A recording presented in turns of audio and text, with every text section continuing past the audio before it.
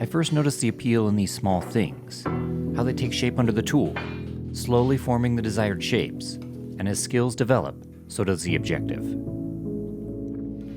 It seems as if these objects are made to be filmed in a cinematic way. It isn't the object itself, it's something more elemental. At some point, I began to find this beauty in practically anything. With the right music and filmed with the right approach, it would swell up and find its way quietly into my process. The object, the thing, the subject, it doesn't matter. It's the work that captivates us. I find myself seeking out the kind of entertainment that I hope you are as well right now. There is some educational content, but that's not the real point.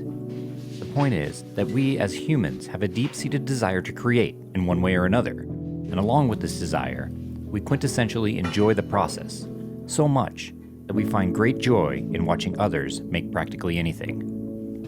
In this way, the hands are an extension of the mind. We watch someone build something, construct something creatively, as mundane as it might be, and we find the opportunity to look into the mind of the other, into the space we attempt to communicate so often, but for the most part, fail to achieve.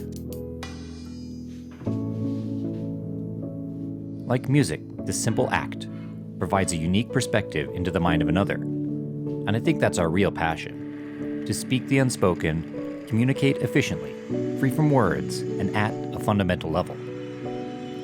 So while this video is not all that interesting from a creative aspect, I've tried to show my process in an interesting way that displays the art of working with one's hands, and perhaps a bit of insight into my mind, as cluttered and odd as it may be.